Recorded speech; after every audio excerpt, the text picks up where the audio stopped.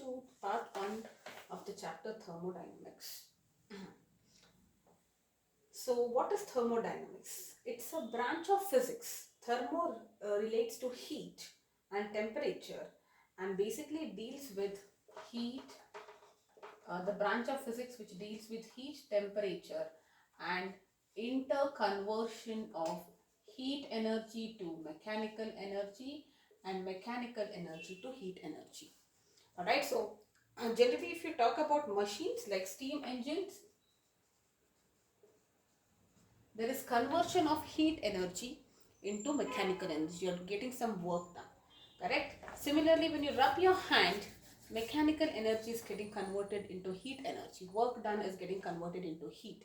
So basically it is that branch of physics which deals with heat aspect, temperature aspect and conversions of heat energy into mechanical and the vice versa.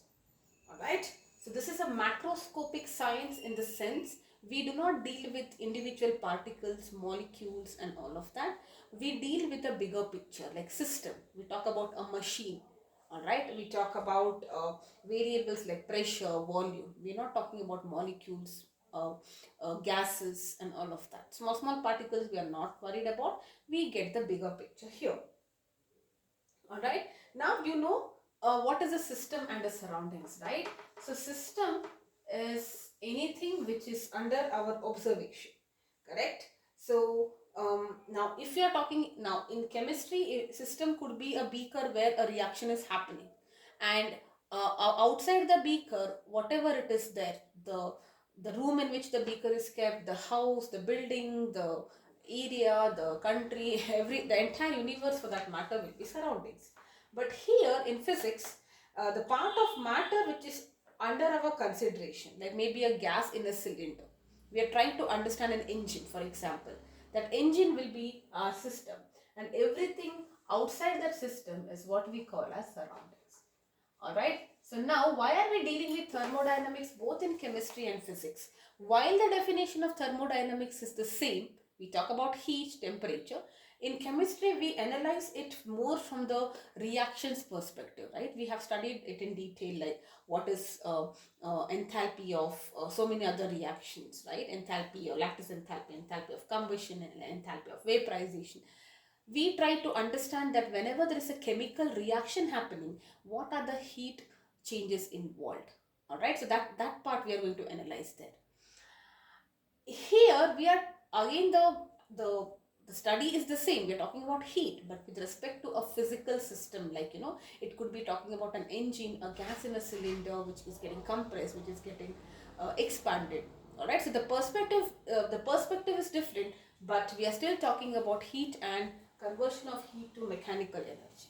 Alright, so the system here may be the matter which we are trying to study. Like for example, it could be a gas which is enclosed in a cylinder, and the surrounding everything around that, the room, like I mentioned, the room, the very house, the building and everything else in the universe except for that particular system can be categorized as its surroundings.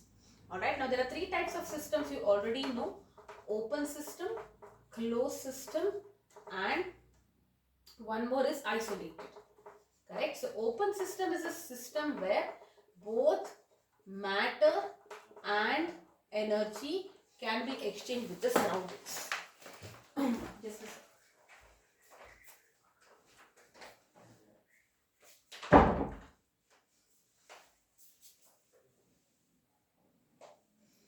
Both matter and energy can be exchanged. Like you can imagine a engine which is open, it's not closed. So some particles can go out, energy can be transferred, heat can come in, heat can go out. Right? So closed is when energy can go out or enter in, alright, but matter cannot go. If you close the system, for example, alright, the engine is closed setup, so none of the fuel which is participating in the reaction can escape out, right? So the matter cannot go, but definitely energy it is possible.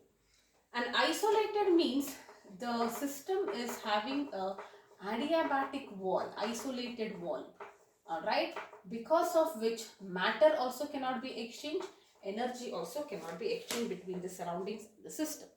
That is what we call as an isolated system. Alright, now let us talk about state variables.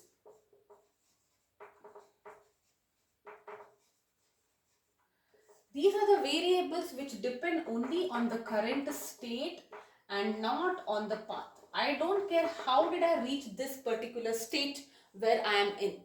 Alright, whether I reached it through this way, that way, it doesn't matter. I only am worried about the current value of the state that I am currently in.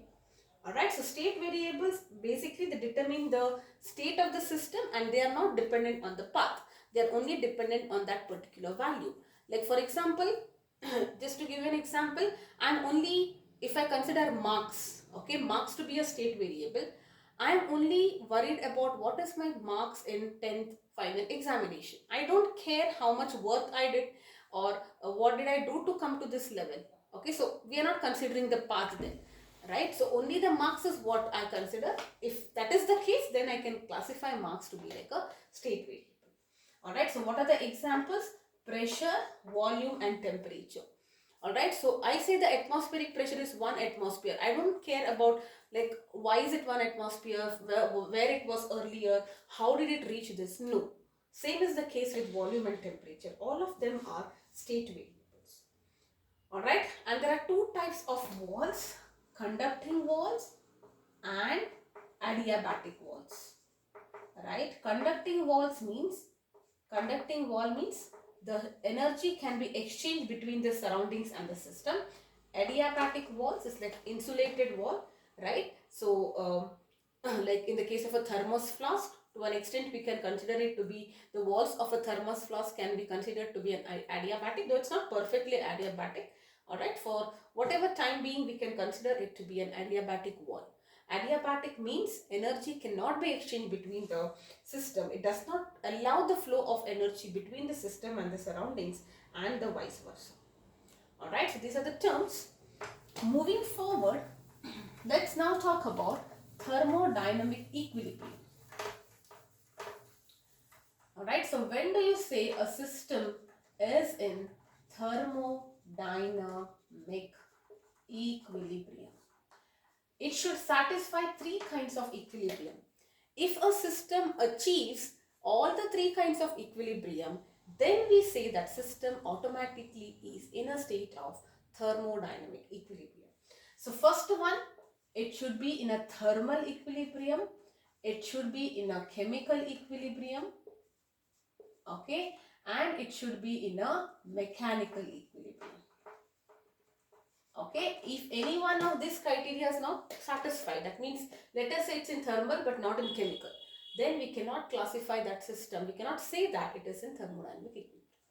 Now what is thermal equilibrium? Thermal equilibrium is basically the every part of the system, okay, every part of the system has the same temperature as its surroundings. Okay, like for example, I say this pen is in a state of thermal equilibrium. Why? If I measure the temperature of every part of this pen and if I measure the surrounding temperature, it is the same, right? This pen is not hot as compared to the surroundings, right? So that is when we say the system is in thermal equilibrium. Basically, every component of the system should have the same temperature as that of its surroundings. Alright? Chemical equilibrium means the system has the same chemical composition throughout. What is the meaning of this? There is no reaction which is happening. It is stable now. It is freeze to one level. Okay, nothing is happening chemically. That means its chemical composition is same throughout. And mechanical, that means there are no, already you have defined this in physics, right? In this which chapter? Newton's laws. No unbalanced forces acting upon. There may not be any forces, there may be or may not be. If there are forces, then all the forces are balanced. Alright, because if there is a force which is not balanced, then it will start moving, right? Then you cannot say it's in equilibrium. Now, I cannot say movement as such. Like I said, in mechanical you have static and dynamic, right? Basically, it is as good as saying that there is no force. The system will continue in its previous stage even if there is a lot of forces acting on it. That is what we call as mechanical equilibrium. Alright, so thermal temperature should be same as that of the surroundings. Chemically it should be similar, or chemical composition should be same, or in other words no chemical reaction should be happening within the system. And at last mechanical, which means there shouldn't be any balance forces, no unbalanced forces. All the forces should be balanced. Alright, now having understood this, let us try to understand the zeroth law of thermodynamics.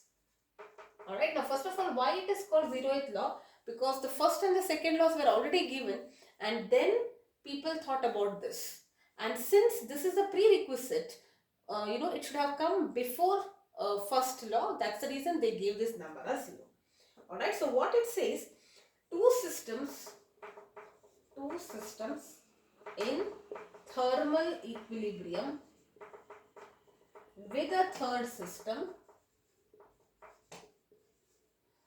separately are in thermal equilibrium with each other. Okay, this is the statement. It's very similar to your axiom that you have studied in Euclid's algorithm grade 9. If A equal to B, B is equal to C, A is equal to C.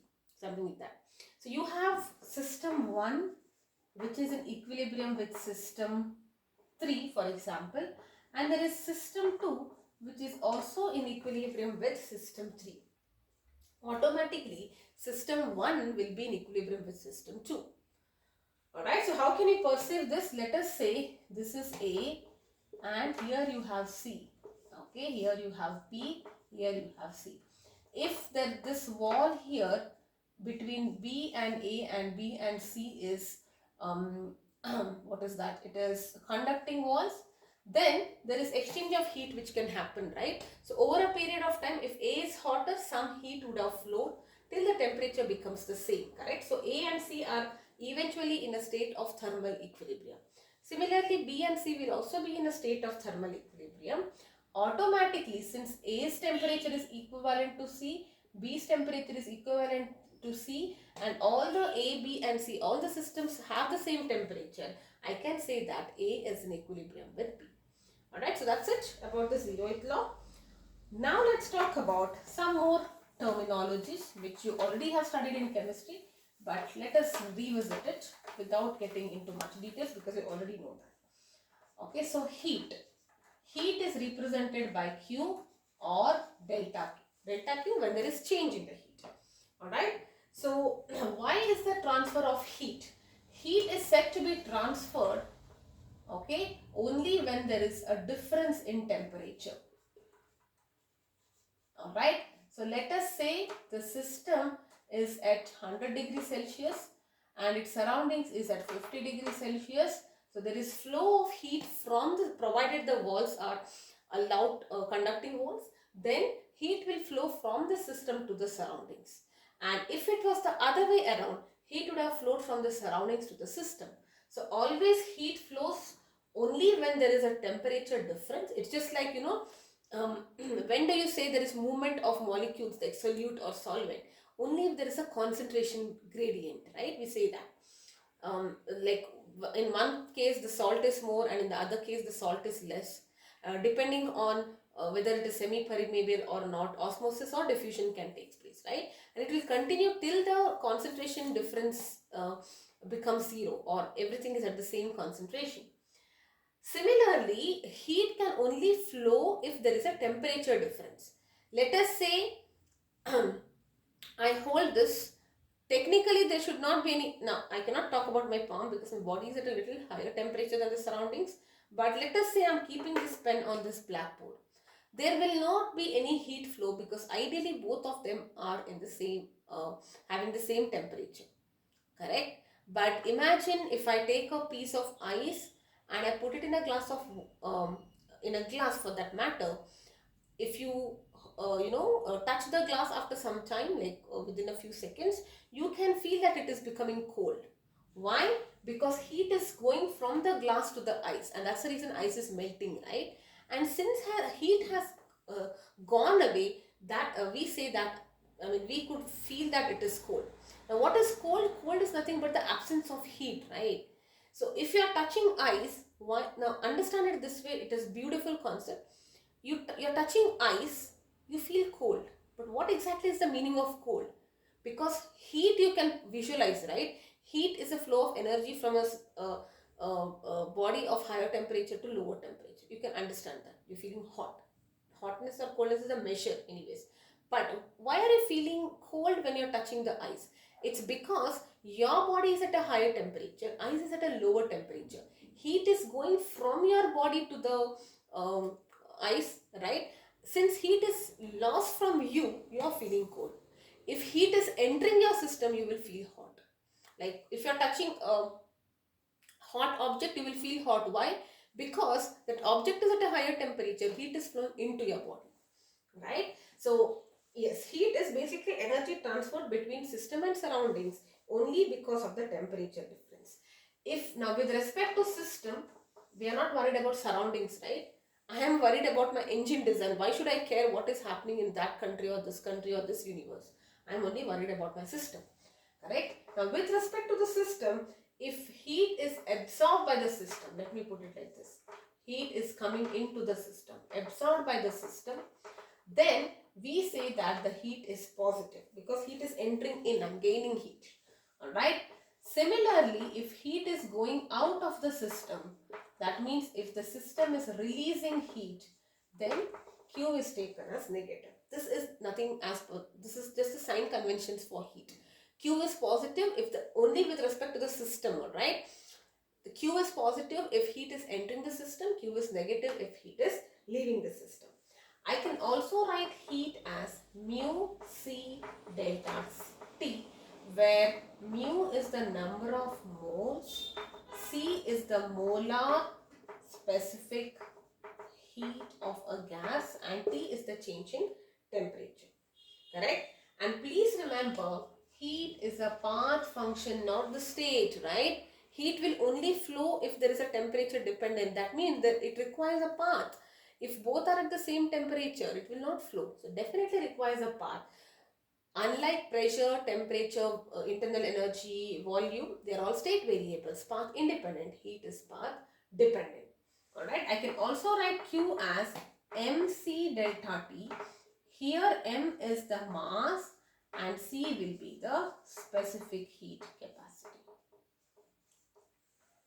Alright. Now there is a difference, okay, molar heat capacity is per mole and specific heat capacity is the heat required to raise the temperature by a unit amount for a unit mass. You know this already. But anyways, we had already studied this in heat chapter, right? So I hope this part is very clear. Now let us talk, now that we are done with heat, right, slowly we are building concepts. We started with the Zeroth Law. We understood what are state and path variables. We also understood what is heat and the sign conventions.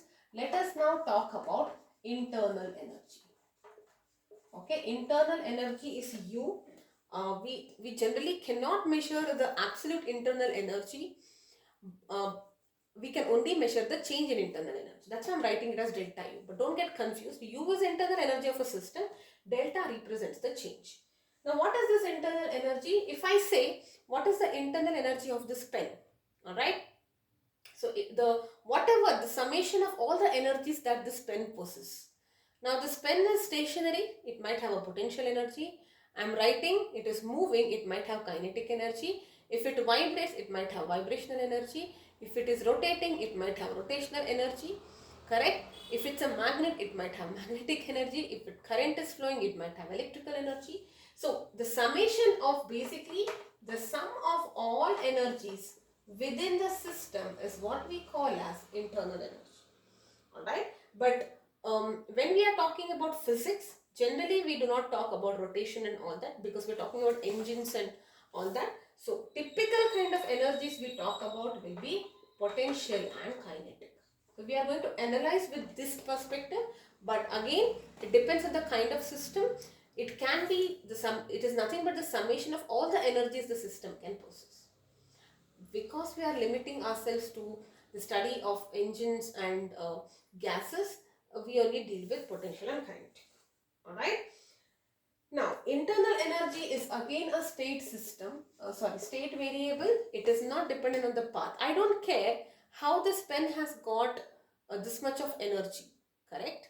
How did it reach this position? I don't care. Ultimately, I know at this particular position it is having 10 joules of energy. I don't care about the path, that means it's a state variable. Alright.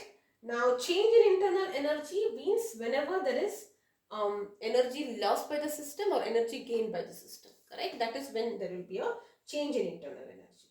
Now, if we are talking about ideal gases, ideal gases will assume that there are no intermolecular forces of attraction between molecules. So if there are no intermolecular forces, that means potential energy is zero. There is only kinetic energy. The gas molecules can move, right? In a real case, there is a force of attraction, weak van der Waals forces. You know this, correct? Or if it is having a charge, it may be slightly magnitude-wise greater than the van der Waals force, and we call it as a dipole force. And then if it's oxygen-hydrogen, we call it as hydrogen bonding. It's a very stronger force, right? But anyways, since we are talking about ideal gas, they don't have even this weakest van der Waals force, no intermolecular forces of attraction, because of which potential energy is zero and kinetic energy will be there because the gas molecules are in constant motion. Alright. Now there are two modes of energy transfer which can happen with the system. How can you give energy to a system? How can you take energy? Whatever it is. There are two ways. One is by supplying heat. We are talking about transferring to a system here. Okay. How can you transfer energy to a system? How will I put energy to this pen? Okay. If this is a system, how do I energize this system? One is by supplying heat and second is by doing work on the system. Mechanical work on system. Correct? Now how do I increase the energy? Either I heat this pen. Now obviously this will melt because it's made up of plastic. But let us say it was made up of metal. So if I heat it, what happens? The heat energy will be whatever is the heat energy, that energy will be transferred into all the particles and it is converted into vibrational energy. The particles start vibrating, they collide and all of that, right? It increases the temperature and all of that. So basically, if the collisions are more, that means velocity of the particle has increased, kinetic energy will be more. Isn't there a change in kinetic energy, change in internal energy? Definitely. Then I do mechanical work. Like imagine you're churning something. Alright. So if you're churning something, you are doing work, right? Because of that churning or rotational effect, the particles are moving. You have not heated it. You have done work on the system. Your work is transferred to the particles of the system and therefore their internal energy also will change. So there are two modes. Alright. So how do you change the internal energy? That is by heat or by work. These are the two ways. Now this is how you studied in chemistry, but anyways, because of sign convention it's a little different. Let's understand it this way only. Alright. Now let us also understand what is the change in internal energy. Change in internal energy can also be given as mu Cv delta T. Alright. So what is mu? Mu is always in physics the number of moles of the gas. Cv is the molar heat capacity. If mu, it is always molar. Alright. Molar heat capacity. V represents at constant volume. You are keeping the volume constant. That means you are not allowing it to expand or compress. Okay. The piston is fixed and either you are doing work or you are heating it, right? So at constant volume you are heating it or you are trying to increase the, you're trying to do some work. And under that case, whatever is the change, there will be a difference in temperature, right? If you are heating it. So delta T is the change in temperature. So if I know the number of moles, if I know what is the molar heat capacity at that particular volume, if I know the temperature difference, I can calculate the change in internal energy. Like I mentioned, I cannot get an absolute value of internal energy for any system. If it were, how do I know what is the change? I do something, I do work on it, I heat it. Then there is a change in internal energy which can be measured. Alright, now we have done heat, we have done internal energy. Now let's talk about work. Okay, work is W, represented by W. work done? Alright, work is said to be done if there is a change in volume. Very important. Whenever, see, because work is forced into displacement. If there is displacement in a three-dimensional picture, it is nothing but volume, right? Let us say you are compressing a gas. Aren't you doing work? Because there is force and there is displacement. Work is there. It leads to the change in volume. Or let us say the system is doing work, it's getting expanded. Alright. Even then there is force and displacement. Therefore, which results in the change in volume. So in simple words, you know work is force into displacement, but another way of understanding it is also that work done is also change in volume. Alright. Now if volume is increasing, that means it is expanding. Typically work is done by the system, correct? So it is done by the system, and this time it is positive. This is the difference in chemistry and physics. Okay, work, if you are doing work, you are losing energy, right? So that's why we say it as negative in the case of chemistry. But here it is positive. It's just a sign convention. The reason is because in physics, now there are multiple reasons, but I'll just make it simple and tell you in one sentence. In physics, we are worried about the performance of a particular machine. Like it can be an engine, it can be a motor, it can be a machine. Correct? So most of the times work is always done by the engine, right? Because imagine you are turning on the fan. If you have to sit and rotate it, what is the point? Correct? You are getting work done. So the system is fan here. The system is doing work for you. Most of the times work is done always on by the system. Why do we want to, when we know that something is always happening, or at least 95% of this times this is happening, why should we give it a negative value? That's one way of understanding why in physics it is slightly changed. Alright, it's just the convention you take.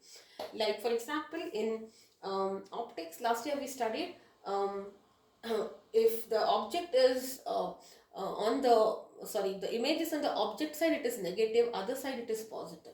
It's just a convention that we are following, right? Now, if you have, if you analyze this from a different perspective and you find it that object side being positive is more sensible, you can always change that. It's just a sign convention. Whatever, everybody is accepting to it, that's all. But that doesn't mean it has to be very strictly followed as per requirement, or if it makes sense, you can definitely change the sign. Alright, so what is the safer way to learn thermodynamics in both chemistry and physics without getting confused? So in chemistry, understand that you're talking about chemical reaction and you are made up of chemicals, right? Like our body is made up of chemicals. And when you are doing work, you're losing energy, right? So that means energy is becoming lesser, so it is negative there. But in physics, don't think about you, think about a machine, like a car or a fan or something. And every time it is that system which is doing work. So we are happy about that work, right? That's why we're taking as positive. That's all, it is nothing much. Alright, and if the volume is decreasing, it is getting compressed, work by the system is said to be negative. So it's by the system is positive, and on the system heat is entering the system, that is positive. Alright, so this is about the work done. Please note this sign convention change in physics and chemistry so that there is no confusion at all. Alright, so this was the introduction video. Now in the next part, I'll be talking about the first law. We did the Zeroth Law. We'll talk about the first law of thermodynamics, molar specific heat capacity, relationship between molar heat capacity at constant pressure, that is Cp and Cv, that is the Mayer's relation, specific heat capacity of water, which you already know, but we are just going to understand a few things. And then we are going to understand thermodynamic state variable and equations. Like you are going to understand some processes, quasi-static, isothermal, adiabatic, graph for all of that, PV curves. Okay, so all of this we are going to understand soon. Maybe another 2 videos we should be done. You can start watching this for now, right? And sometime tomorrow I'll be trying to upload the remaining part of this. Alright, so please go through this. Any confusion with the sign conventions, if there is any confusion, I've just tried to make it look simpler for you. I've given you the hack also. Consider chemistry is made up of chemicals, so you are chemical because you have proteins, nutrients, and all of that, right? So that's nothing but chemicals. So if you are, when you're doing work, you are losing energy, that's why it's negative. But machine, if the machine is doing, you are happy about it, so it is positive. That's that way you can just remember it. But I've told you the reason just as a just as a small hack, without getting into the logic much. If you want to blindly remember, this is it. Okay, so in chemistry, work done by the system is negative. In physics, work done by the system when it is expanding is actually said to be positive. Yes, bye bye for now.